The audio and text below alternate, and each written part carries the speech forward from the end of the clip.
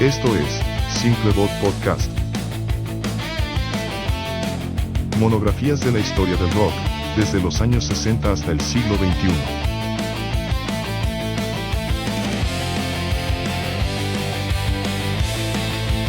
Conducido por Marissa Simpson y Juan Pleite. Hay una pregunta que, siempre que sale el tema Muse, ahí está, ¿no? ¿Es Absolution su mejor disco? Es que, Muse es más que una banda de rock. Son como un fenómeno, conocidos por esa mezcla de géneros tan suya y, claro, los shows en vivo, espectaculares. Totalmente. Y justo hoy vamos a, echarle un ojo a fondo a su camino, ¿no? Desde que empezaron hasta lo que son ahora. Y para esto nos basamos en varias cosas. Debates de fans en línea, análisis de rolas específicas, datos biográficos, discografía, un poco de todo. La idea entonces es explorar cómo cambió su sonido. ¿Por qué Absolution fue tan importante en su momento? ¿Y qué onda con los integrantes? Sobre todo Matt Bellamy. Empecemos por el principio, ¿no? ¿Cómo se juntaron? Pues vámonos a Teimaus, allá en Devon a principios de los 90s. Matt Bellamy, Dominic Howard y Chris Wolstenholme, cada quien andaba en su banda. Pero fíjate, Bellamy y Howard convencieron a Wolstenholme, que era baterista originalmente, para que le entrara al bajo. Una decisión que cambió todo, yo creo. Sí, clave. Y hay una anécdota buenísima de esos inicios, ¿no? La de la batalla de las bandas, en el 94. Se llamaban Rocket Baby Dolls. Y ganaron. Pero ellos, como que en protesta o algo así, terminaron destrozando todo el equipo en el escenario. Ajá, y aún así ganaron. Fue como sorpresivo. Y eso, les dio el empujón para decir, ok, va en serio. Poco después ya escogieron Muse. Hay una versión que dice que fue por un profe de arte que hablaba de las musas del pueblo y les latió que fuera corto, pegadizo, fácil de poner en pósters. Les quedó perfecto el nombre, la verdad. Y de ahí, los primeros EPs, como el Muscle Museum EP, empezaron a hacer ruido y consiguieron contratos ya más serios. Lo que nos lleva a su primer álbum, Showbiz, del 99. ¿Cómo sonaba eso? Era un rock alternativo, pero más melancólico, ¿sabes? Se notaban influencias, como de Jeff Buckley, Chance Smashing Pumpkins, y en ese momento la comparación con Radiohead fue casi inevitable. ¿Por qué? ¿Era nomás por la voz de Bellamy? En parte sí, por el falsete que recordaba a Tom York, aunque ambos estaban muy influenciados por Buckley, ¿no? Pero también porque John Leckie, que había trabajado con Radiohead, les produjo Showbiz. Las letras eran más personales, sobre crecer allá en Teignmouth, relaciones. Fíjate que hasta el alcalde se molestó con algunas letras. Órale. Después de esas giras iniciales abriendo para Red Hot Chili Peppers, para Foo Fighters, llegó Origin of Symmetry en 2001. Y aquí sí se sintió un cambio, ¿no? Un giro. Sí, definitivamente. Buscaron un sonido más pesado, más oscuro. Querían capturar la energía del show en vivo. El bajo de Wolstenholme ahí agarra una presencia wow, con distorsión, a veces suena casi como sinte. Y la voz de Bellamy se vuelve más dramática, más agresiva incluso. Se nota que empezaron a experimentar más, ¿verdad? Metieron órganos de iglesia, más piano, con esa onda clásica de Rachmaninoff que dicen las fuentes. Exacto. Y en la guitarra, Matt empieza a jugar mucho más con efectos, riffs más complejos, como con ecos de Hendrix o de Tom Morello.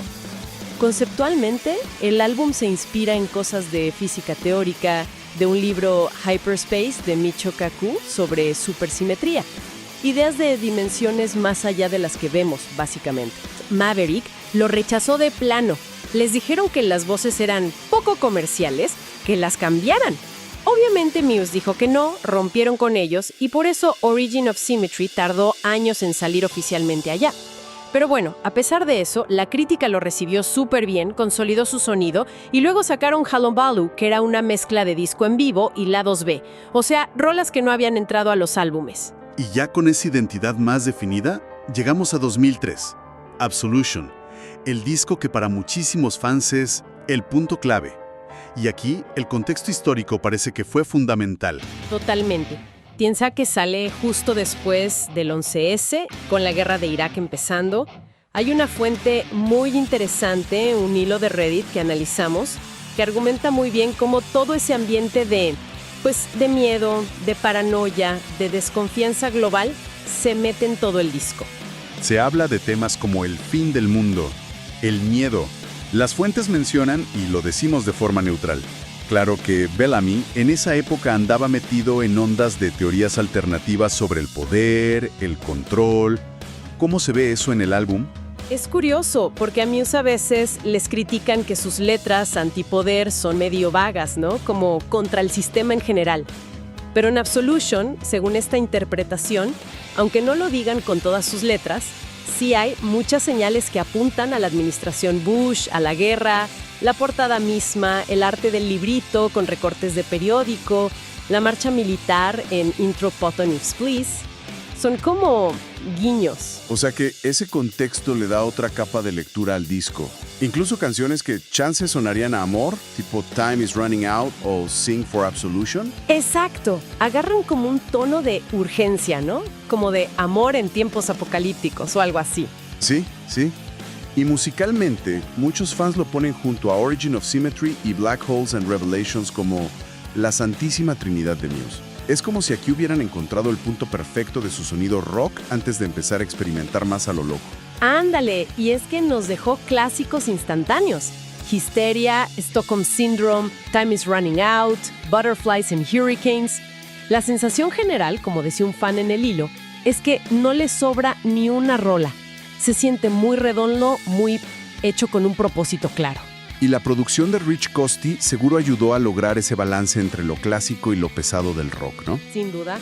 Y el éxito fue brutal. Su primer número 1 en Reino Unido, premios por todos lados, Kerrang, MTV, los Brits. Y esa gira tuvo su momento cumbre en Glastonbury 2004, una tocada legendaria. Aunque fue un momento agridulce porque justo después del show falleció el papá de Dominic Howard, el baterista. Durísimo. Sí, muy fuerte. Y eso quedó documentado en el DVD Absolution Tour. Detrás de todo esto, musical y conceptualmente, pues la figura de Matt Bellamy es imposible de ignorar, ¿no? Es el compositor principal, cantante, guitarrista, pianista.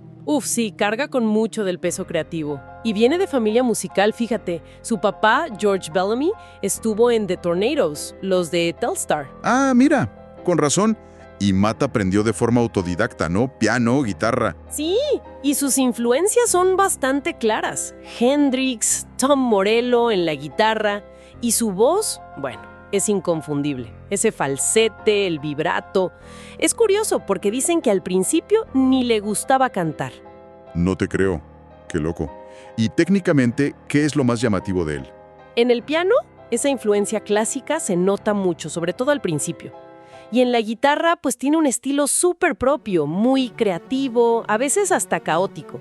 Es famosísimo por usar un montón de fuzz, ese efecto de distorsión rasposa, y por sus guitarras Manson, que son hechas a medida y muchas veces traen efectos integrados. De hecho, ahora es accionista mayoritario de la marca Manson. Y como letrista, como decíamos, le tiran los temas grandes, ¿no? Conspiraciones, distopías, ciencia ficción, política. Rara vez algo muy personal. Sí, aunque sí hay excepciones, claro. Él mismo ha dicho que prefiere que la música hable por sí sola. En cuanto a su forma de pensar, las fuentes lo pintan como de tendencia liberal, crítico con las grandes corporaciones y eso. Tuvo esa fase de interés en teorías conspirativas en la época de Absolution, aunque después, él mismo como que les bajó un poco. Dijo que eran distracciones. Eso sí, admite ser medio prepper, de los que se preparan por si hay un desastre. Entiendo. Pero bueno, Muse es un trío. Ya hablamos de Bellamy, pero el bajo de Chris Wolstenholme es Básico, en su sonido. esencial. Totalmente. Un análisis de Courthouse que revisamos lo deja clarísimo. El bajo en Muse no es solo para marcar el ritmo. Es una fuerza melódica brutal. Ese sonido tan suyo con fuzz muchas veces usa un Big Muff, que es un pedal clásico, es parte del sello de la casa. Y no son líneas de bajo cualquiera, ¿verdad? Se habla mucho de que son complejas y que necesitas un aguante físico. Para nada fáciles. Piensa en Hysteria, por ejemplo. Esa línea es rapidísima, constante. Necesitas muchísima resistencia. Pero además, son líneas súper creativas. No se queda nada más en la nota base del acorde. Chris crea melodías propias con el bajo, usa notas que no esperarías, juega con intervalos de formas muy chidas. Le da una profundidad y una textura al sonido que es wow. Y también hace coros importantes, ¿eh? Queda claro que el sonido de estudio es una cosa, pero la fama de Muse también se construyó, y mucho, en sus conciertos. Ah, no, bueno, sí. Sus shows en vivo son otra historia. Han pasado de esa energía cruda de los clubes pequeños a producciones de estadio masivas, súper ambiciosas tecnológicamente. La evolución en vivo ha sido tremenda. ¿Qué destacarías de esa evolución? Porque sí, sus giras son famosas por ser cada vez más espectaculares. Pues mira, han ido metiendo de todo, desde escenografías gigantes con pantallas parabólicas, hasta estructuras complejísimas como unas torres en la gira de The Resistance que hacían pensar en 1984, ovnis bajando del techo, pirámides de pantallas LED que giraban, escenarios centrales tipo 360 grados, drones volando encima de la gente en la gira de Drones. ¡Wow! Y la gira de Simulation Theory ya fue como la locura tecnológica y ochentera, ¿no? Láseres, inflables gigantes, exoesqueletos, bailarines. Exacto, siempre buscando cómo sorprender, cómo crear un impacto visual y sonoro total. Y para lograr todo eso en vivo, pues claro, cuentan con músicos de apoyo. Estuvo Morgan Nichols muchísimos años. Y más recientemente Dan Lancaster, que se encargan de teclados extra, guitarras, coros, todo eso. Entonces, después de Absolution, que para muchos fue como la cumbre, ¿qué siguió para la banda? Porque no se quedaron ahí. No, para nada quietos. Han seguido explorando un montón. Se metieron más a la electrónica en discos como Black Holes and Revelations o Simulation Theory. Experimentaron con arreglos orquestales y hasta ópera en The Resistance, que les valió un Grammy, de hecho. Y luego, pues, coqueteos con funk y dubstep en The Second Law. Ese disco, The Second Law, sí que dividió aguas entre los fans, ¿verdad? Por alejarse del rock más directo. Sí, algunos cambios han generado debate, es normal. Pero también han regresado a sonidos más duros, como con Drones, que les dio otro Grammy. Y exploraron cosas más metaleras en su último disco, Will of the People, de 2022. Will of the People tenía un concepto interesante, ¿no? Como de revisitar sus propios estilos. Justo así lo describieron. Grandes éxitos, pero de canciones nuevas. Es un disco súper variado, que se nota influenciado por la pandemia. Le entran al glam rock, al metal industrial, al synth pop. Ahí demuestran toda la paleta de sonidos que manejan. Y el impacto sigue siendo enorme. Millones de discos vendidos, giras que recaudan millonadas. Han influido un montón de bandas distintas. Y no paran, ¿eh? Acaban de sacar un sencillo nuevo, Unraveling, en junio de 2025. Y está interesante porque mezcla cosas muy Muse, los sintes, el coro épico, pero tiene un breakdown de metal súper pesado donde Bellamy usa por primera vez una guitarra de 8 cuerdas. Eso como que sugiere que chance le van a entrar a sonidos todavía más pesados. O sea que la evolución sigue y sigue. Bellamy dijo que estaba trabajando en más cosas en esa línea. Parece que sí. Es increíble el viaje, ¿no? De ser unos adolescentes en un pueblito de Inglaterra a llenar estadios en todo el planeta. Una evolución musical constante, con Absolution como ese momento clave que capturó el sentir de una época y siempre con la visión inquieta de Bellamy marcando el rumbo. Quizás lo que hace tan relevante a Muse es esa mezcla, ¿no? El virtuosismo técnico que tienen, la ambición para tocar temas grandes, política, ciencia, el futuro, y esa capacidad de conectar con millones a través de la música, y de un show en vivo que siempre quiere ir más allá. Exacto. Y eso nos deja pensando, con esa historia de estarse reinventando siempre, y con los intereses tan variados de Bellamy, que si la astrofísica, que si la tecnología, ¿qué será lo que sigue? ¿Con qué van a salir ahora? Justo. ¿Será que esta nueva onda más metalera con Unraveling y las guitarras de 8 cuerdas indica un giro más radical? ¿O van a seguir en esta dinámica de mezclar y reinterpretar todo su propio pasado musical, como hicieron en Will of the People? Una buena pregunta para seguirles la pista, ¿no? Gracias por escucharnos. Nos oímos en la siguiente transmisión. Y no lo olviden, recomiéndenos. Somos Simple Bot Podcast.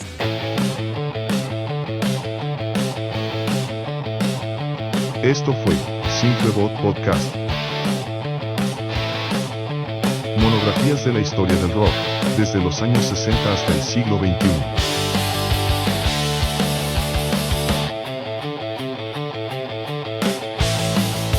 conducido por Marisa Simpson y Juan Pleite.